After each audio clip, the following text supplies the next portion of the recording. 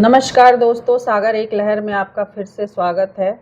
आज हम फिर से मनोज जैन सागर जी से जुड़े हैं। सागर जी एडवोकेट तो हैं ही और समय समय पर समाज सेवा का कार्य भी करते रहते हैं, पर एक ऐसी सर के साथ दुर्घटना हो गई है। एक्चुअली सर के साथ 1,07,40,000 का एक फ्रॉड हो गया है। उसी सिलसिले में आज बात करते हैं। सर बहुत बहुत स्वागत है आपका। धन्यवाद। सर ये पूरी दुर्घटना कैसे और कब हुई, विस्तार से बताइए हमें। ये दुर्घटना तो खैर ये हुआ कि मेरे पास ना कुछ व्यापारी लोग थे, जानकारी के थे, जो कि एक साजिद अब्बासी और एक मजहर करके दो बंदे थे जो मेरे साथ कई सालों से जुड़े हुए थे। उनको मैं 5-7 साल 8 साल से जानता था। जब 8-10 साल जानता था, इनका प्रॉपर्टी का इनका काम था और मैं स्टारक्स बिल्डिंग प्राइवेट लिमिटेड में यहाँ पे एक लीगल एडवाइज़र भी हूँ, जो फर्म ये बिल्डिंग्स वगैरह बनाती है, फ्लैट्स वगैरह बना के बेचती है, करती है।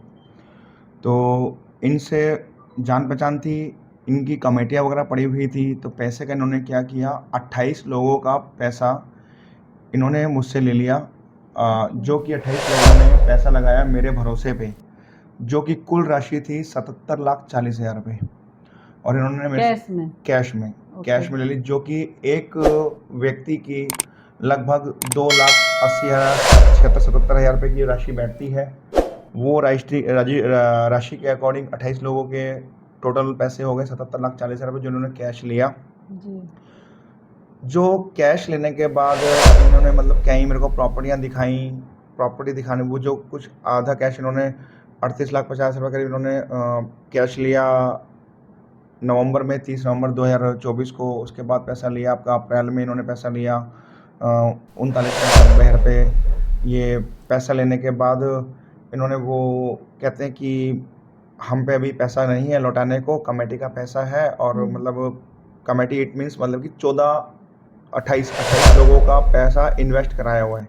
28 लोगों का पैसा, जो कि टोटल 77,40,000 रुपये हमारे पास, हम आपको प्रॉपर्टी दिखाते हैं। तो इन्होंने मेरे को कई सारी प्रॉपर्टी इन्होंने व्हाट्सअप पे इन्होंने भेजी मेरे को, जो कोई कालिंदी कुंज की थी, कोई आपका जसोला की थी, अपोलो हॉस्पिटल के पीछे की, कोई नोएडा की थी, और कोई कहीं की तो कोई कहीं की। 4-5 प्रॉपर्टी इन्होंने भेजी। उन्होंने फिर मैं जगह इनकी देख के भी आया, मुझे जसोला की एक प्रॉपर्टी पसंद आई। चलो ठीक है, मैं उसमें इन्वेस्ट करा देता हूँ, सब लोगों का पैसा 28 लोगों का मिल के पैसा इन्वेस्ट करवा देता हूँ। तो इन्होंने बोला हम एक एग्रीमेंट टू सेल कर लेते हैं। वो 2,25,000 रुपये गज के हिसाब से 2.25 करोड़ रुपए की प्रॉपर्टी बैठती है। आप इसकी अभी 1,07,40,000 रुपये आप इन्वेस्ट कर दो, लगभग आधे पैसे, और 30 लाख रुपये इन्होंने कहा आरटीएस कर दो, तो हम आपको एग्रीमेंट टू सेल कर देंगे। और पसंद थी प्रॉपर्टी, देख ली थी। तो इन्होंने उस वक्त मेरे को कहा आप ना महरौली आ जाओ 17 तारीख को। मैं 17 जुलाई को महरौली गया। वहाँ जाने के बाद इनके पास डॉक्यूमेंट सारे पहले ही कंप्लीट तैयार थे, और कंप्लीट करा के इन्होंने कहा वो साइन वन किए। फिर कहते हैं इस पर यूटीआर नंबर डालना है, आप आरटीएस कराओ। तो मैंने बोला मुझे एक बार ओरिजिनल चैन तो दिखा दो, ओरिजिनल फाइल दिखा दो। इन्होंने वहाँ मेरे को ओरिजिनल फाइल नहीं दिखाई।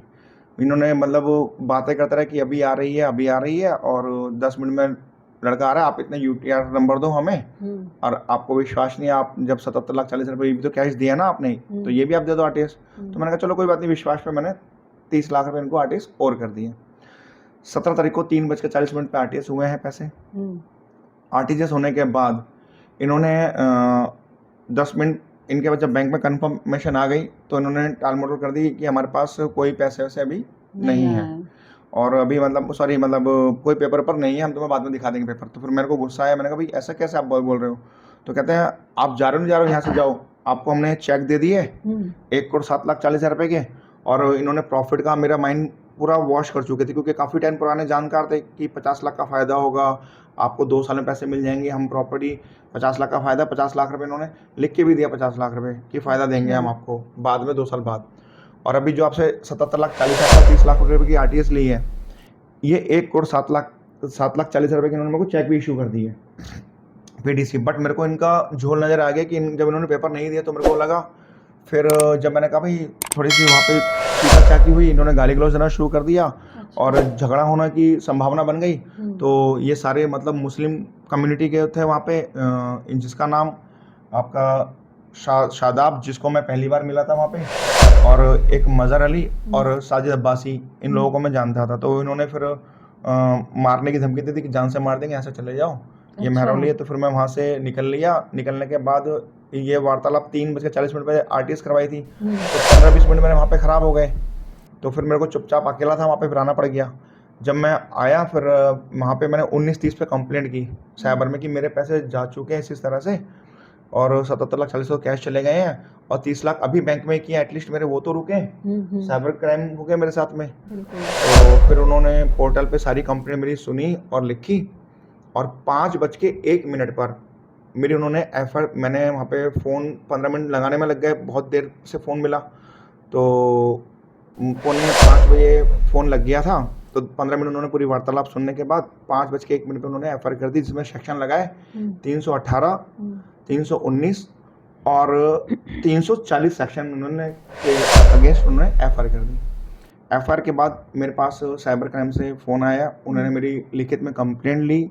उनको मैंने सारा लिखित में कंप्लेंट दिया 18 तारीख को, 18 जुलाई 2025 अभी जो गई है, आज 21 तारीख हो गई है। फिर सैटरडे पड़ गया, संडे पड़ गया, आज मंडे है। फिर उन्होंने बोला अब हमारा ना रूल्स चेंज हो गए हैं और 25 लाख रुपए तक साइबर क्राइम में देखे जाते हैं, उसके बाद जो है क्राइम में चले जाते हैं सारे मैटर। तो उन्होंने बोला, मेरे को आश्वासन दिया, हमने क्राइम में भेज दिया है और आपकी एफआईआर हमने करी ली है, क्राइम में भेज दिया। जब उन्होंने क्राइम में भेज दिया मेरे को, तो मेरे को वहाँ से कोई इन्फॉर्मेशन नहीं आई। मैंने आज भी फ़ोन करके पूछा, जो वहाँ पे आईओ सचिन जी थे, मेरी वहाँ पे एसएचओ साहब से भी भेंट हुई थी 18 तारीख को, विजय जी को, जो कि बहुत अच्छे इंसान हैं। उन्होंने पूरा केस समझा। उन्होंने कहा नहीं जैन साहब, हम आपके साथ रहेंगे इस चीज़ में, और हम इसके लिए हम कार्य करते हैं और आगे हम क्राइम में भेज देते हैं। लेकिन मेरे को अभी क्राइम से कोई इन्फॉर्मेशन नहीं है। तो लेकिन मेरे पास पोर्टल से इन्फॉर्मेशन आई कि उन्होंने 34,61,000 रुपये करीब पेमेंट उनका होल्ड कर दिया, सारे अकाउंट सीज कर दिए उन्होंने, और 34,61,000 रुपये अकाउंट फ्रीज कर दिए। अब कार्रवाई क्राइम की बाकी है। मेरी मतलब प्रशासन से यही रिक्वेस्ट है, विनती है कि मुझे न्याय दिलाया जाए और क्राइम ब्रांच उनके अगेंस्ट कोई एक्शन ले, ताकि ये भू माफिया लोग इस तरह से लोगों को ना परेशान करें और इस तरह से नकली ज़मीन दिखा के लोगों से पैसे ना ऐंठें। आजकल साइबर क्राइम वैसे क्राइम हो रहे थे कि ठीक है, किसी से लूट लिया, किसी को अनजान बन के लूट लिया।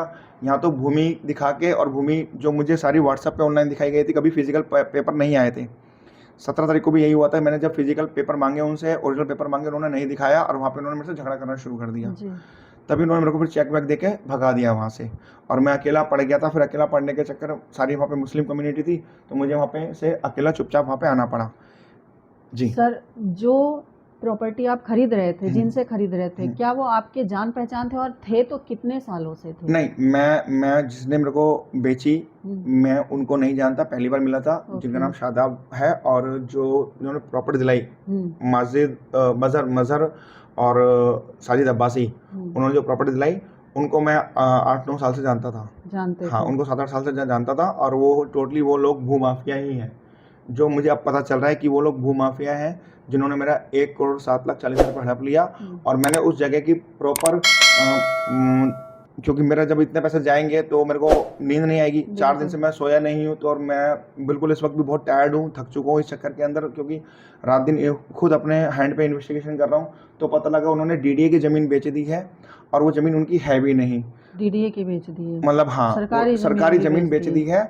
और जो उन्होंने मेरे को एक एग्रीमेंट टू सेल दिखाया था मज़हर अली ने, और वो शादाब के नाम का था। शादाब ने जो उसमें लिखा हुआ है एक एग्रीमेंट टू सेल में कोई भी कॉन्ट्रैक्ट एक्ट के अकॉर्डिंग 1872 कॉन्ट्रैक्ट एक्ट में पहले क्या होता है, पहले आपका ऑफर होता है, ठीक है, फिर एक्सेप्टेंस होती है, फिर कंसिडरेशन होता है।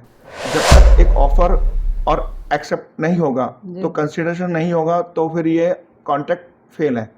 और ऐसे मैंने उनका जो 2023 में एग्रीमेंट हुआ था, मैंने अब इन्वेस्टिगेशन की तो चेक किया, उनका ऑफर हुआ है, एक्सेप्ट भी हुआ है, लेकिन कंसिडरेशन नहीं हुआ, क्योंकि जो उन्होंने पेमेंट का ब्यूरो खोला है उसके अंदर 30 लाख रुपए का, सॉरी 20 लाख रुपए का जो ब्यौरा खोला है, 1 लाख रुपए उनका यूपीआई हुआ उस पेमेंट में, और 9 लाख रुपए का एचडीएफसी बैंक से पेमेंट दिया है शादाब ने, जो कि एक उसके अंदर किशन भिदुड़ी करके को दिया है, और एक 10 लाख का पेमेंट दिया है किशन भिदुड़ी को।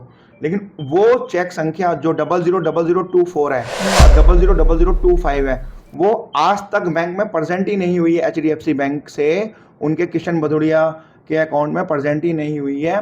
और मैंने आज बैंकों में जाके, मतलब मैंने अपने हैंड से, क्योंकि कुछ लोग मेरे बैंक में जानकार हैं, तो मैंने ये अंदर से रिपोर्ट निकलवाई कि जो शादाब ने चेक काटे किशन भदौड़ी को 2023 में 000024 का और 000025 का, 9 लाख का और 10 लाख रुपए का, वो चेक नंबर कभी प्रेजेंट ही नहीं हुए हैं। तो इन्होंने तो बहुत बड़ा धोखा कर दिया।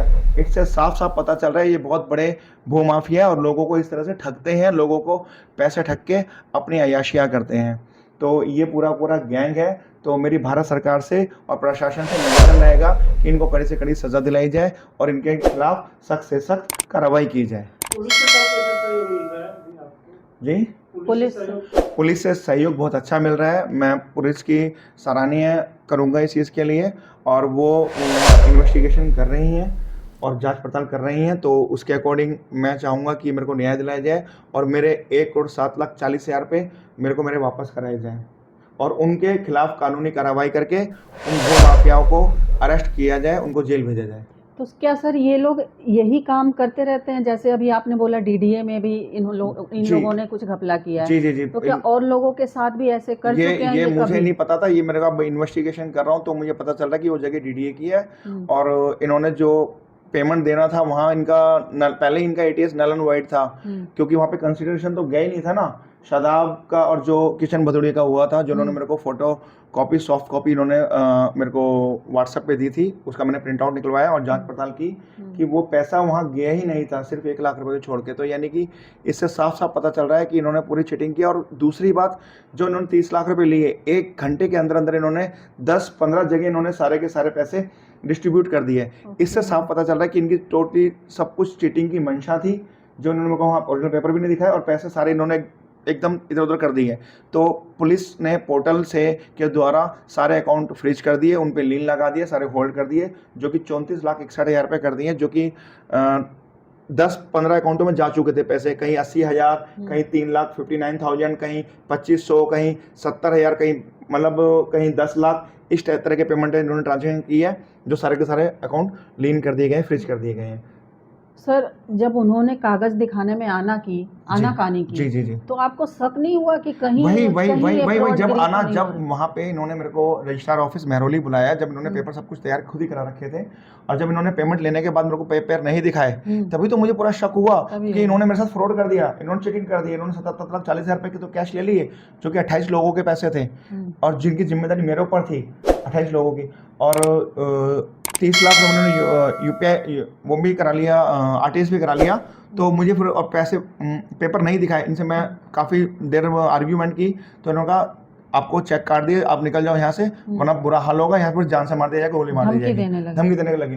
फिर तुम आप जानते नहीं हो ये सारा मॉडर्न इलाका है, मुस्लिम इलाका है, तो मैं यहाँ पर जान बचानी भारी हो जाएगी। तो ये हादसा है करीब 3:45 के आसपास का, और 3:45-50 का, फिर 15-20 मिनट वहाँ पे मेरा बहस की। जब उन्होंने धमकियाँ दी तो मैं 4:05 के आसपास वहाँ से निकल गया था, 4:05-10 पे निकल गया था वहाँ से।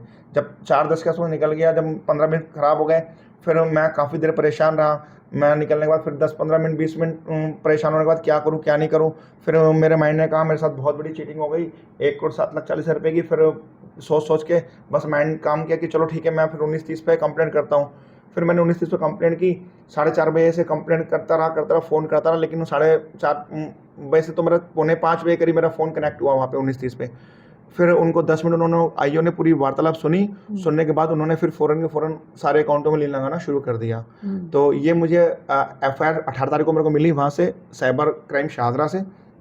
जब 18 तारीख को FIR मिली तो मुझे उसमें सेक्शन पता चला कि 318, 319 और 340 सेक्शन लगाई गई, और मैं गुजारिश करूँगा प्रशासन से कि उसके अंदर कड़ी से कड़ी सजा दी जाए, और उसके अंदर जो और सेक्शन बनते हैं, भू माफिया के सेक्शन बनते हैं, तो और जो इन्होंने चीटिंग की ज़मीन बेची हुई है, जो दूसरे की ज़मीन बेची हुई है, वो सारे सेक्शन इसमें और ऐड ऑन किए जाएँ। जी सर, अभी आपके साथ ये घटना हुई है, लोगों को क्या बोलना चाहेंगे कि किस तरह की सतर्कता वो रखें अगर प्रॉपर्टी लेना चाहते हैं तो?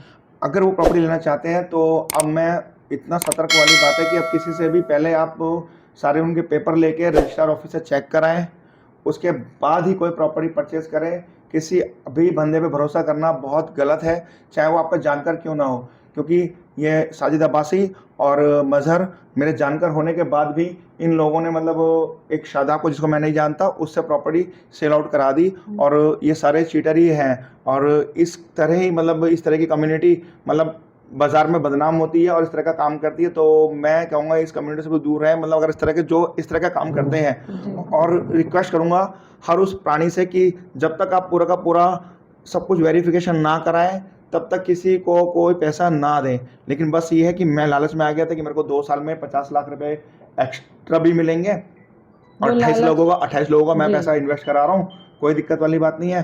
तो सब में एक शेयर बढ़ जाएगा, प्रॉफिट सबका शेयर बढ़ जाएगा। लेकिन मुझे नहीं पता था कि ये लोग इस तरह का काम कर देंगे। जी शुक्रिया सर। दुख तो है मुझे कि आपके साथ ऐसी घटना हुई है और भगवान ना करे किसी के साथ हो, क्योंकि पैसे बहुत मुश्किल से कमाए जाते हैं।